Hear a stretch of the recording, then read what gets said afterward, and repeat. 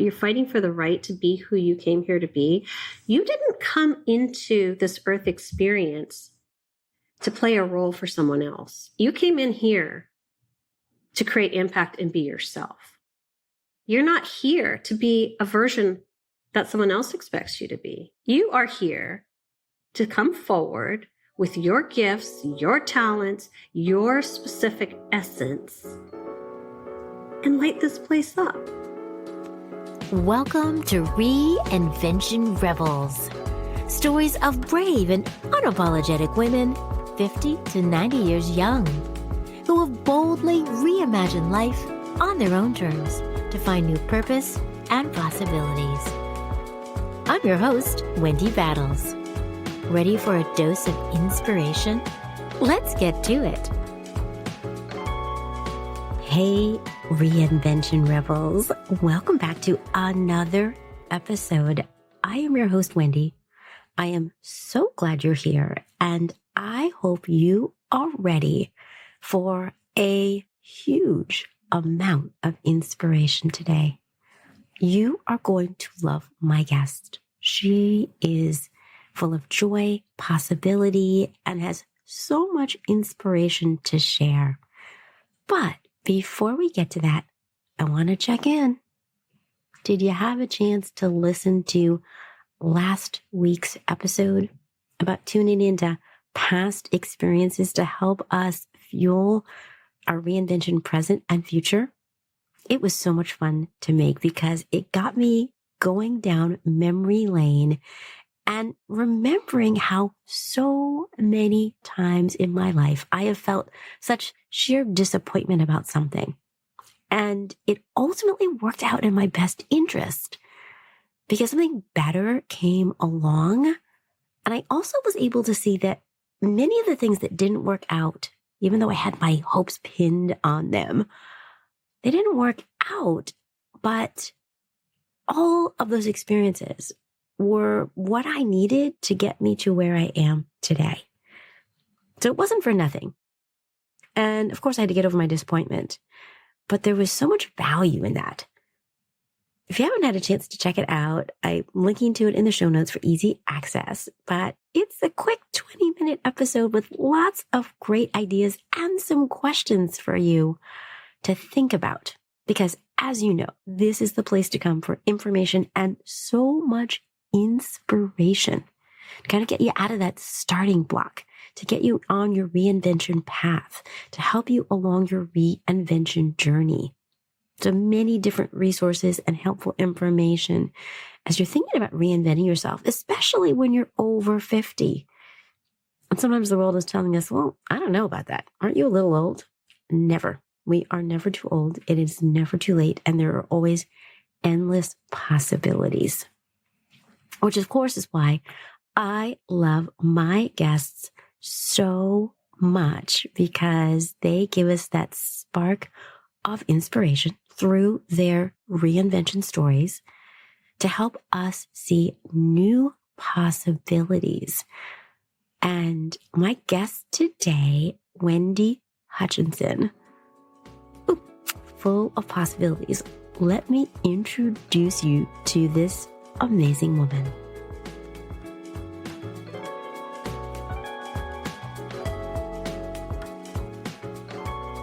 I'm so excited about my guest today, Wendy Hutchinson.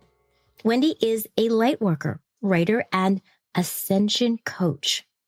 She is the podcast host of her show, The Path of Me, where she interviews people from all walks of life who have overcome all kinds of adversity to reach their highest potential and live their best life. She's the author of her book, Finding the Path of Me, which is an ascension guide for those seeking spiritual growth and expansion.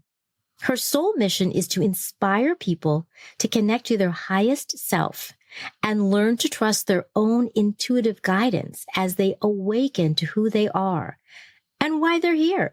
She is a healer and energy alchemist, helping people to clear karma, inspiring people to live an aligned life and rise to their fullest potential. Using her own experience as a guide, she lights the way for others to find themselves and live their best life. Her work helps people to shed and release the victim mindset and embrace their soul power. How cool does that sound? Wendy Hutchinson, welcome to the Reinvention Rebels guest chair. Thank you. Thank you for having me. It's an honor to be here. I'm really excited that you're joining me today. First of all, we're both named Wendy, and I don't come across that many Wendys. So that alone is awesome. But I've also had the pleasure of being on your awesome podcast, The Path of Me. So I'm very excited to be able to return the favor and talk to you about your reinvention journey. Well, thank you.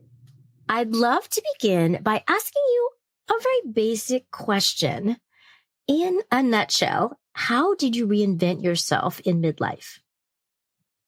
Well, I think first you have to realize that what you're doing isn't working for you and realize that it's time to change. And so it was a long process. It probably started in 2010 and it's now 2022. So really it was just a desire to be a better version of me, a healthier version of me. And by that, I'm not talking physically healthy, but emotionally, mentally. And that awareness that things needed to change in my life prompted me to start learning how to love myself and learning how to find worthiness within myself and not seek it externally. And as I went on that journey and I started to, treat myself with kid gloves and be compassionate and kind towards myself and start to really get curious about why I was in these patterns of behavior with people, I just started unpacking this wealth of information and all this knowledge started to come in as I went forward. And these breadcrumbs were left for me to follow. And as I followed the breadcrumbs, I evolved as a person. I started to change. And I became a seeker of knowledge, a seeker of myself. And as I did that, I was able to shed and release old aspects of myself and really embrace who I really am and come forward as my highest and best self, my authentic self, without apology, unapologetically, I do. And I love many of the things that you just said. I love that this was an unfolding. And it sounds like when you started out with this idea of, I want to be my best self, I want to reinvent myself, it feels like you learned so much more than perhaps you anticipated when you started down this path. Definitely. It's funny how that works out, right? Yeah. I thought, I just want to live my best life. I wasn't a spiritual person. I'm not a religious person. I was agnostic. I wasn't following any god or guru, or I was just bubbling along, just kind of unconsciously living. I was living and expressing myself through the filters of all these programs that we're conditioned to believe are true, which means, one of them is you need to be a good girl. You need to show up for everyone else, but not yourself. It's always they win at your expense. So you're constantly self-sacrificing. You're constantly, I realized that my culture and I was raised Catholic played a big role in who I became and the belief systems around who I am and how I was expected to show up. That's where they were formed. And as a result of that, I became a perfectionist because you're always trying to be perfect. You're always trying to hit the mark. Yes. Achievement is really reinforced and you get a lot of positive reinforcement through friends, family, society in general when you're successful, right? Yeah. Yeah. So that's a lot of deconstructing to sort of undo, right? Years and years of, as you said, this programming, this, what society says or your family says. That's not something that happens overnight. So I can understand why you have evolved over these Yes. 12 years. And I believe we still continue to always evolve. Always. Open to that. Always. It's a work in progress. But I think the important thing is through that inner work and that self-discovery, and it is daily. I mean, I work on myself daily. I'm constantly a student of myself. But in those early years when I started to pivot and shift, all I was trying to do was not be unhappy. All I was trying to do was to unpack this internal stress that had been building year after year after year, where I was just not feeling good enough, where I was always trying too hard to please everyone, where I was trying to create that perfect Christmas, where I was trying to be the perfect mom, the perfect wife. It was exhausting. Yeah, that's exhausting. Yeah, that is exhausting. Perfectionism is it's a dream killer. It kills you in the end. Really, it does. It's a moving target, and you never reach it. So, it was such an interesting journey, and it was much harder than I thought it was going to be. I thought, you work out and you start, going to the mall and buying yourself nice things. You start doing the things. You maybe do yoga or you do the things, right? All the external things. But this is like an inside job. Reinvention and transformation is an inside job. You can do all the things, and those are tools, but ultimately you got to go in here into the heart and start to unpack yourself and be like, what is really authentically me, and what is the programming, or what is aligned for me and what is not? What am I doing that's aligned and supporting my journey, and what is not? That's where you need to get really clear, right? Yeah. And you said something that is so key, and I'm right there with you, that this is an inside job. This is not just getting all that fancy stuff, which could make us feel good maybe for a minute, but is not going to ultimately make us happy. Right. And that does take work. And I think that sometimes we aren't ready for that. We have this idea in our mind that many of us, I want my life to be different in some way. And we don't always know exactly what that is, but we maybe have this inkling that something isn't right, just like you did. Like, I feel something, I want to make some kind of shift. So we start down this path. And then, as you are talking about, and I've experienced that too, we get into it and you're like, man, this is hard. This is like uncovering layers to kind of get to our true essence, to really reinvent ourselves as people that have more joy, that have more genuine happiness, where we're being our real selves. We don't have to pretend or try to please everybody, but it does take that internal work to make happen. And I know there probably are women that are listening to this, and maybe men too, who are thinking, oh yeah, I'm really interested in reinventing myself. I don't know if I'm ready to go there in terms of doing this deep digging, but I want to at least get started. So what advice, based on your experience, Wendy, what advice do you have for people that are listening, that are in midlife or older, that are definitely ready for that change that we've experienced to really have more joy? What's one simple thing that someone could do to get started? I think the first thing, this is the first thing I did, the very first thing. I made a list of things that bring me joy. Because when you are doing things that bring you joy, and those would be things that time just passes and you're not even aware that 3 hours went by. It could be spending time with a best friend. It could be a workout. It could be knitting. It could be reading. It could be planting your garden. Just find things that make you happy without an agenda. You're not doing it to prove something. You're not doing it to look like you're something that you're not. You're not doing it to make someone happy. You're doing it because it lights you up when you do it. It could be baking. It could be anything that lights you up, and invite more of that into your life. Create space and make that a priority. I love that idea. I love that idea of tuning into what brings you joy. And it's very similar to this idea I talk a lot about what I call the 3 C's, that there are 3 key characteristics of people like you that I call reinvention rebels, that have kind of figured this out. And that first C is curiosity. being curious. And that's really what you're talking about, leaning into, what do I love to do? What makes me happy? What would I do if no one paid me? If I just being a podcaster. Wouldn't that be great? Right.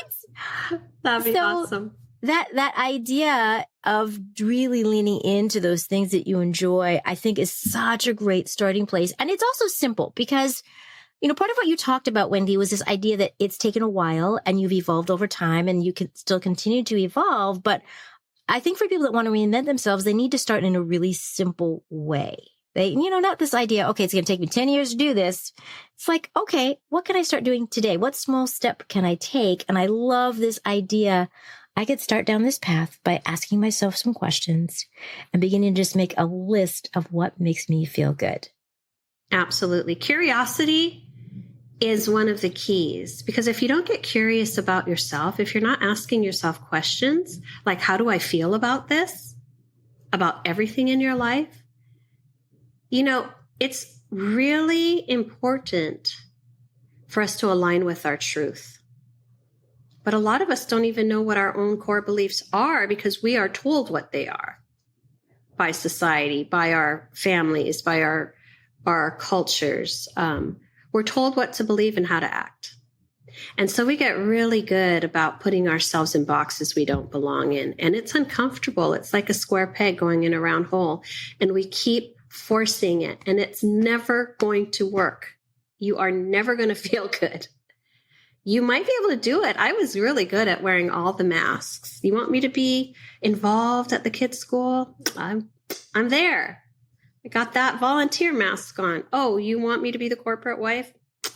I'm there. I could be anyone. I was such a chameleon you wanted me to be, and I was good at it.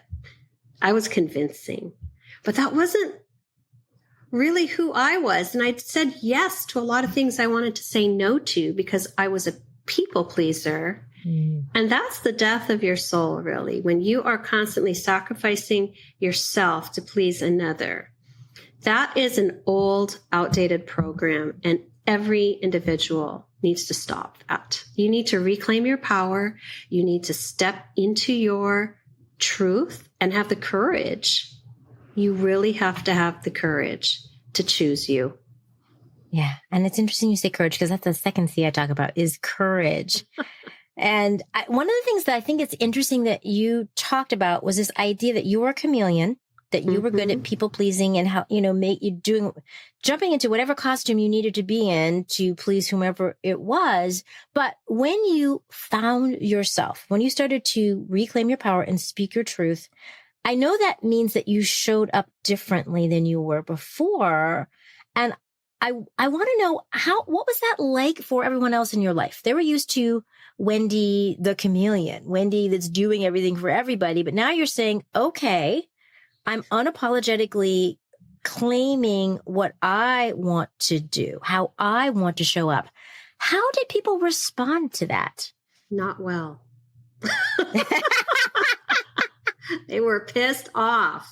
You know why? Because when you start to respect yourself and you own and claim your power, you start to speak your truth. You start to boundary up and you start saying no to people who are used to you saying yes.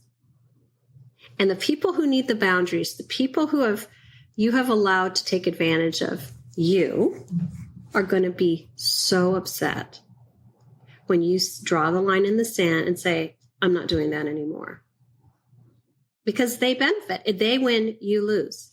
That's been the model. They win, you lose. And also, like I said, my programming is like, if you're a good girl, that's what you do. You don't draw attention to yourself. You don't talk about your success. You don't claim your power. No, you always defer and you're quiet and you're a good girl. That's what you do. And I'm like, F that. F the good girl. Yes, girl. Yes, girl. I love that. She's gone. I think it was hardest probably for my husband because I was such a people pleaser, right? I'm like, I took such good care of that man, in all ways that he wasn't used to me saying, no, I'm not doing, Yeah. You start to claim your power. You start saying, you know what? I'm not doing that. That's not my role. Or I'm not going to take that on. That's your stuff to work out. That's not my stuff. That's your stuff, you know? And they don't like it. They don't like it when you start to change because it's uncomfortable. Yeah, exactly. And I think a lot of people don't change and step into their power because they're afraid of who they are. We are so powerful. We are such magnificent beings when we can stand fully in our power. Our frequency will blow doors when you walk into a room. That's how powerful we are. You can carry the room. Just being yourself. But I knew that was inside of me, but I was afraid to unleash that. Like, what? And what were you afraid? Why were you afraid? What would that look like? You know, what would that look like? I think a lot of people know inside that they're meant for greatness, that they have something to offer the world. But it's intimidating to step into and claim that power. Yeah. Okay, I have to ask you, have you ever considered how you want to feel as you age? Have you ever thought about what your 80s and or 90s might be like? Ever considered that you could feel just as inspired and engaged and full of possibility as you do at a younger age? If that tickles your fancy and makes you think, yes, I want some of that, I invite you to listen to the episode I recorded with my mom, my favorite episode yet, really sweet and special, where she talks about how she's thriving at 89. It's called How I Thrive at 89 with Curiosity, Community, and Connection. And it is so good. The stories, the laughter, the connection we have, it's just really inspiring. So I invite you to lean in and listen. You'll find a link to it in the show notes. I feel like so much of this idea of I'm going to be unapologetic, I'm going to do what makes me happy, not just everybody else, that getting to that place to me feels like it's a really big shift in our mindset about what we deserve, but acknowledging that. And I know it's not so easy though. It's one thing to on paper say, or even feel like I can feel this greatness inside. I can feel like I'm meant for something bigger, but yet I'm scared and I maybe don't have the courage. How are you able to actually change your mindset? Or how would you encourage other people to change, to kind of open up their mindset? Well, move in that direction. It's a process and you have to feel worthy of it. This is worthiness piece. And if you feel unworthy, if you spent your whole life breaking yourself down mentally, criticizing yourself, judging yourself, not being on your own team, it's really hard from that space to level up and claim your power.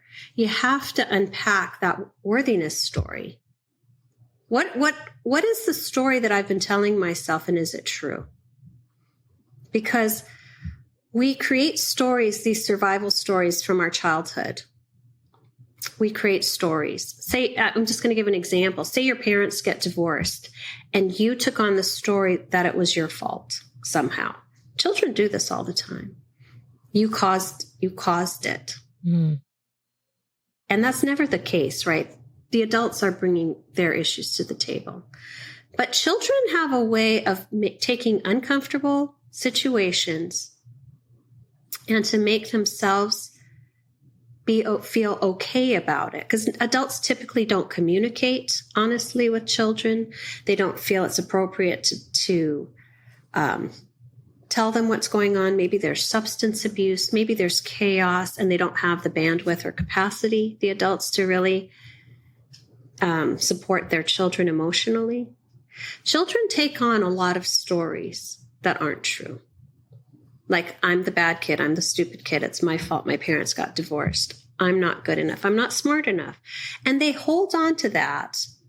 And then because they embed that into their belief system, everything they do as they grow up and take into their adult lives is a reflection of that story. And it's not a true story.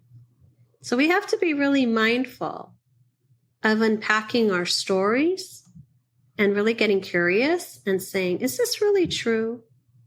Am I really not bright enough to have a successful career? Am I really unworthy? Am I really a piece of shit? Because I was treated that way as a child, like I was dismissed or ignored or emotionally abandoned. You can be, people think of abuse as like physical, but there's also emotional abandonment. Yes. Where you could have all the things. You could have a nice home. You could have all the outfits. You can have the vacations, but your family is so dysfunctional.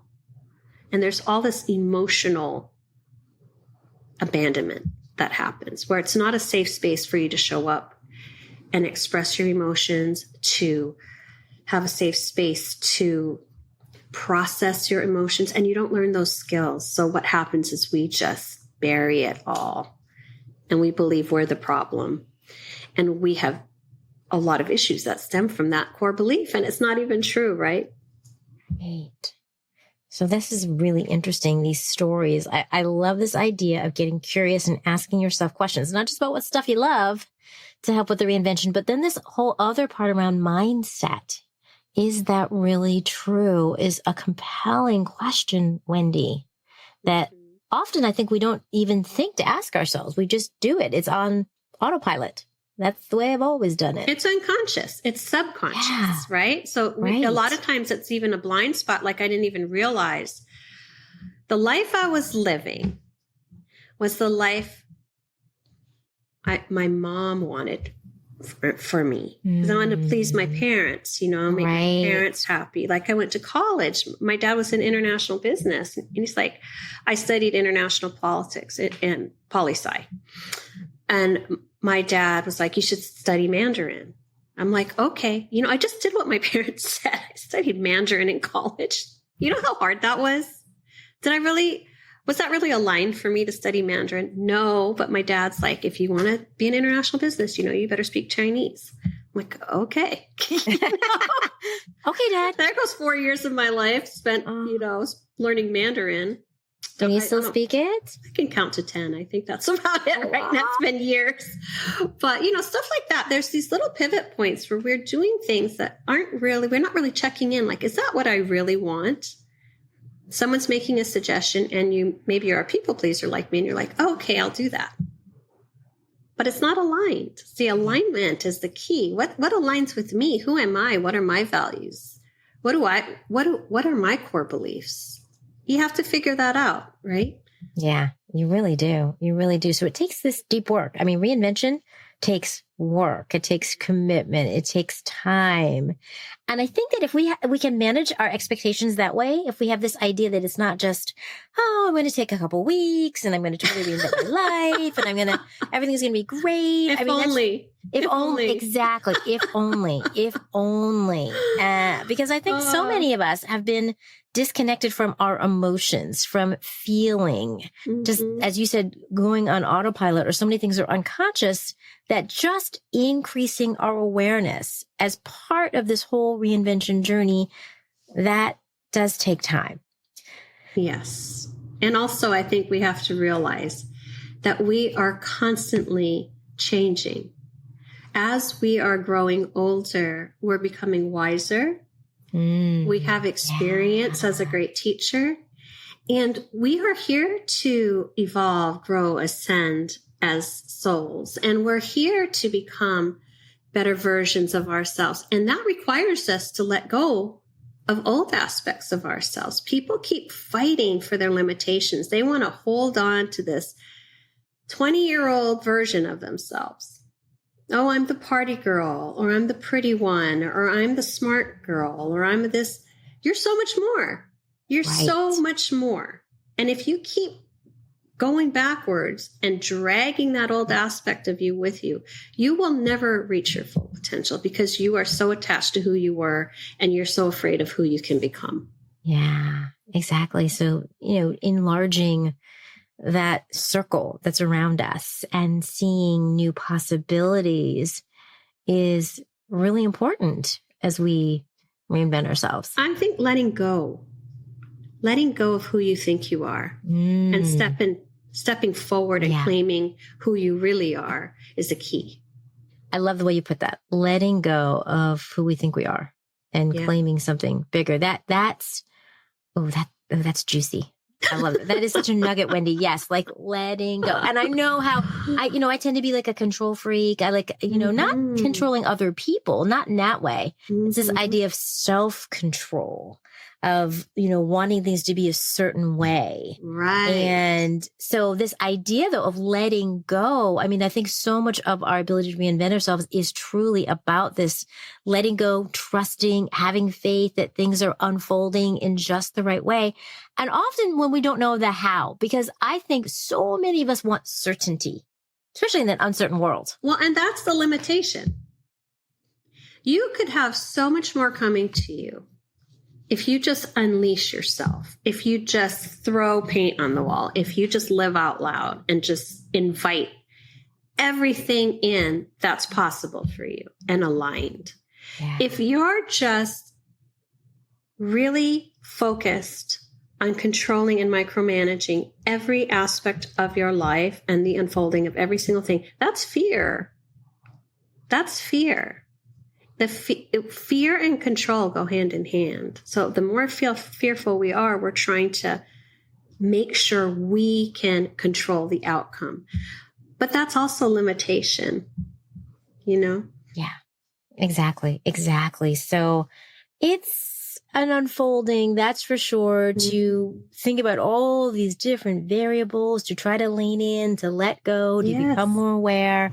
It's a puzzle, really. I feel like it's a puzzle. It's many different pieces. And if we give ourselves the time and space and trust that we can figure it out, that we have the wisdom to figure it out, even if it takes longer than we think, even if it's not I'm going to, dot all the I's and cross the T's and cross those things off and then I'm done, but have a more open mindset about what could be, to your point, what could be, how could I step into this greatness that could be much bigger than perhaps even I can imagine.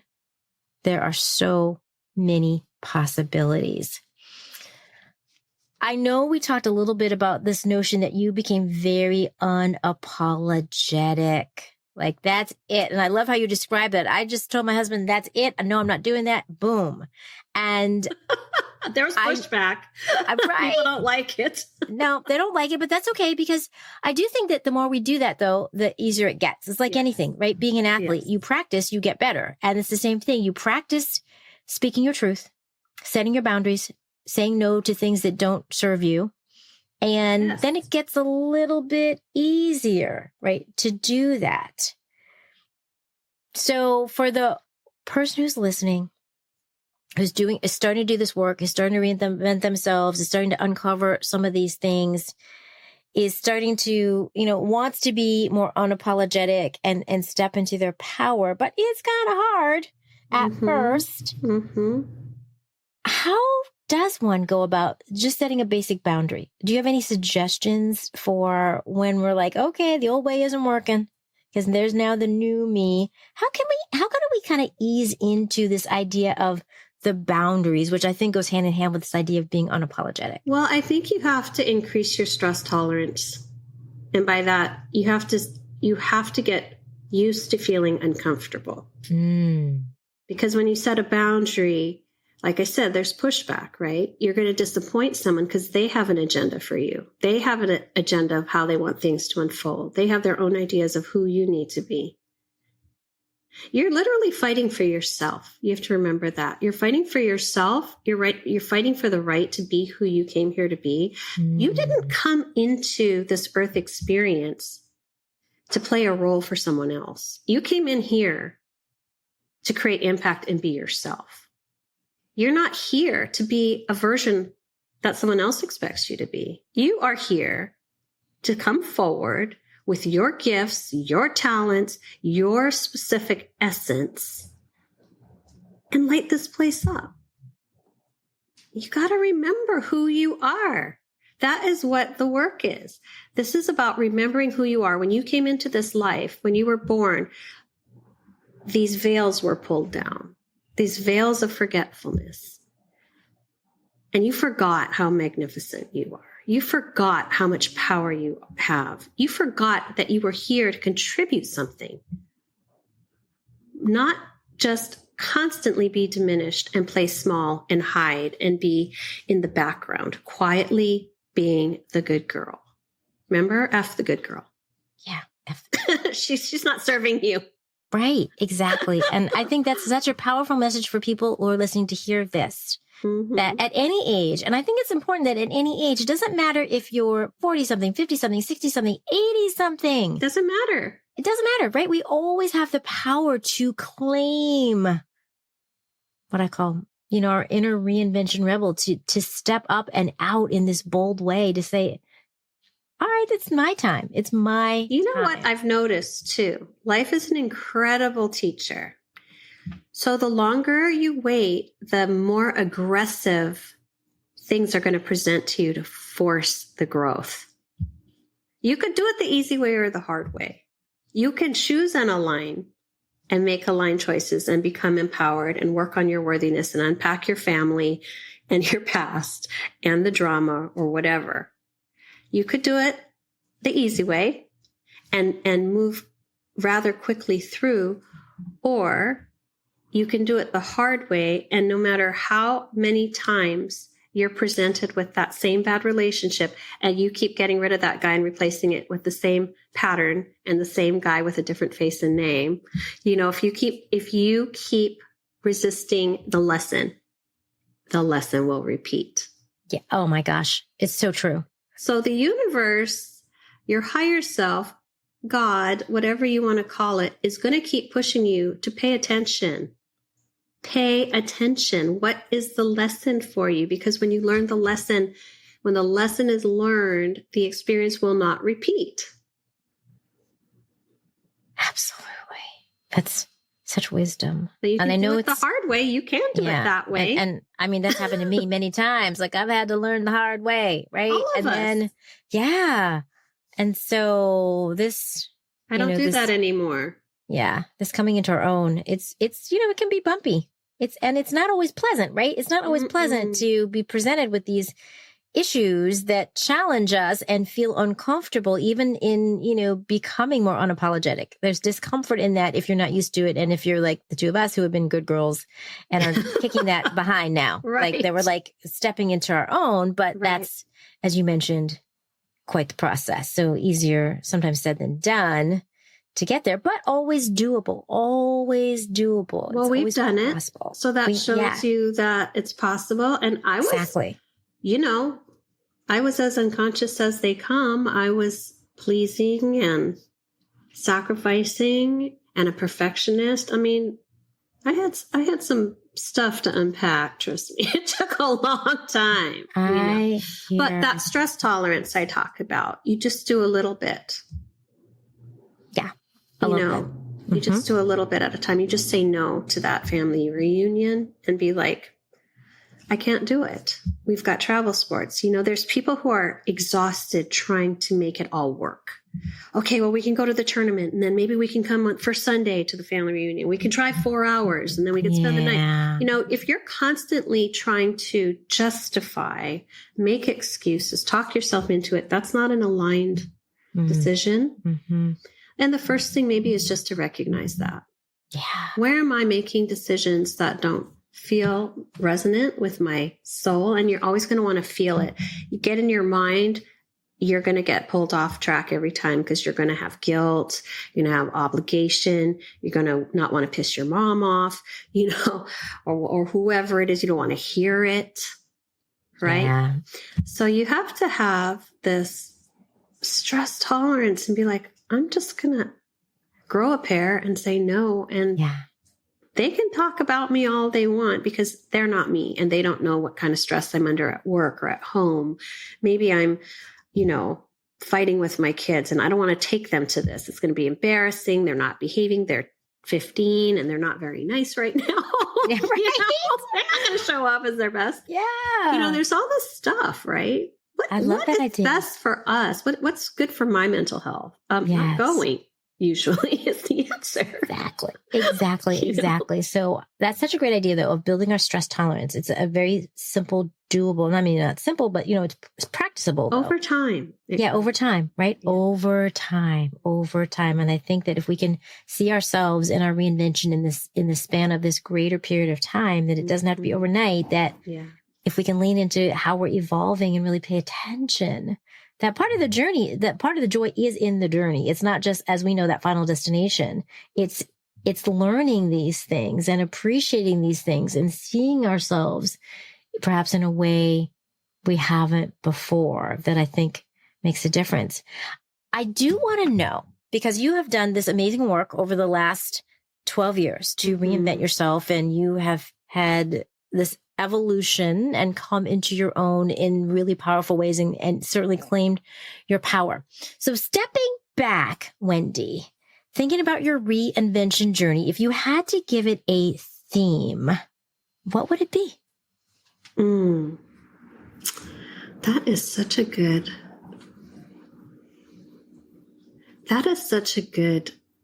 question. And the movie Gladiator comes to mind, because I don't know if anyone's seen that movie. Anybody who's seen that movie, it's about, he was this general in the Roman army, and he was the emperor wanted him to succeed him instead of his own son. So he goes through, the son of the emperor ends up murdering the dad and claiming the throne and wants the general killed. So he goes through this process and then kills his family subsequently. So he escapes, he goes through all this stuff, and he ends up being taken prisoner, or not prisoner, but picked up by this gladiator caravan, and he becomes a gladiator. It's like a slave, right? And he has to fight his way up through the ranks. And he does, and he kind of lets his rage inspire him to fight, because he doesn't care anymore. And I think we kind of are like those gladiators, because we can get to the deepest points of despair in our lives, the deepest. And we have to keep getting up, and we have to keep fighting. And we're really fighting for ourselves, And he ends up facing this emperor in the arena. He ends up in Rome at these games, and he's now very well known, but he always keeps his mask on, so no one knows who he is. He's just called the gladiator or whatever. And he ends up meeting the emperor, who poisons him before they're supposed to fight. And spoiler alert, they get in the arena, and he's just had all this adversity. There's hungry lions that the emperor has put in the arena to try and maul him. And there's just all this adversity, is my point. And this is the hero's journey. This is our journey. We have to get in the arena, and we have to tune out the critics, because we have a purpose. And we're fighting for ourselves. And we have this greatness inside of us, and no one can take that from you. And at the end of the day, you triumph, because you've become who you were meant to be. Because your integrity and your soul pulled you forward, and no one can take what's inside of you. No one. Your power, your courage, your light.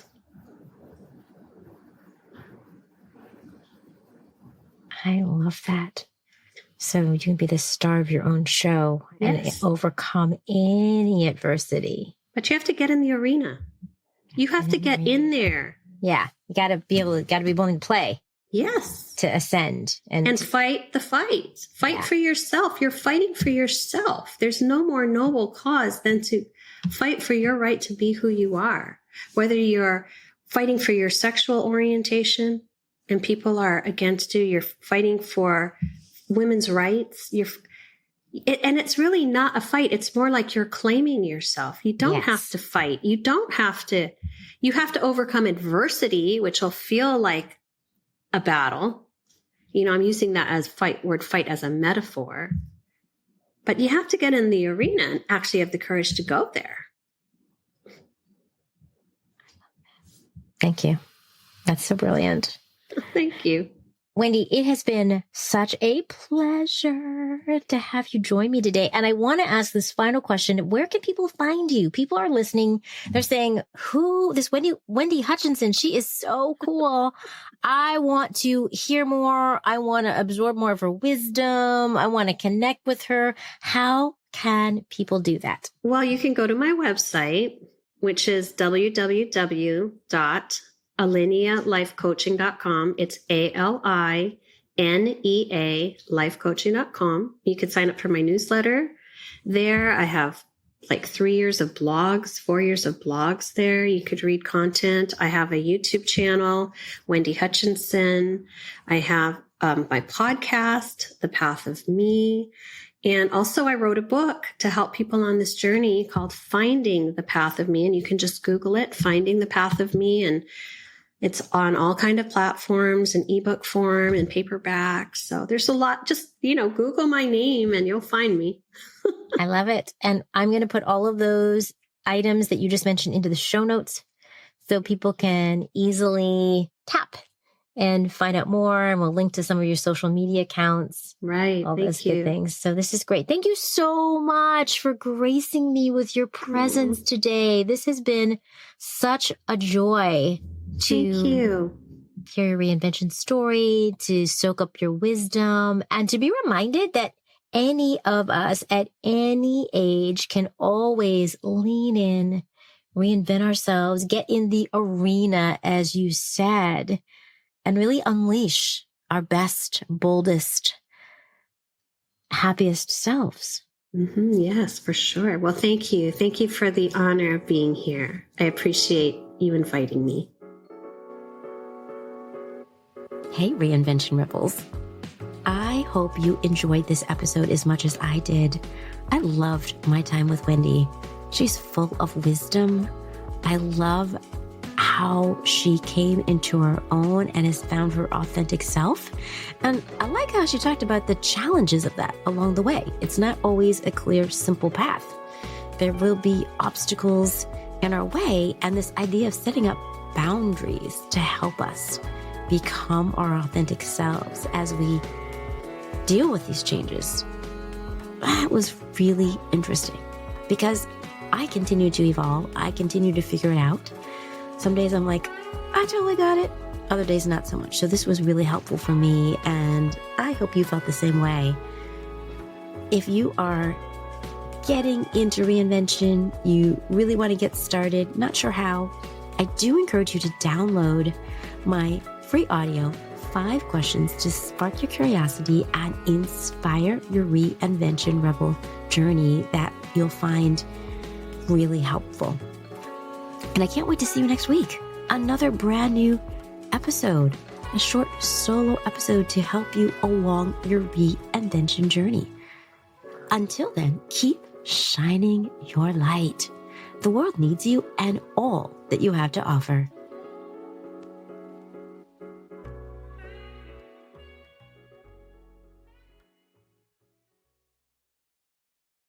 Hey, Rebel. If this episode inspired you to think about what's possible in your life, I'll share a little secret. Any of us can reinvent ourselves no matter where we are in our lives, any age, any stage. We just have to decide to get started. Here's a super simple way for you to get going with your reinvention dreams. Download my audio, 5 questions to spark your curiosity and inspire your reinvention journey. I share 5 key questions that will spur your thinking, help you uncover your dreams, and motivate you to take action. Because if not now, when? Details in the show notes.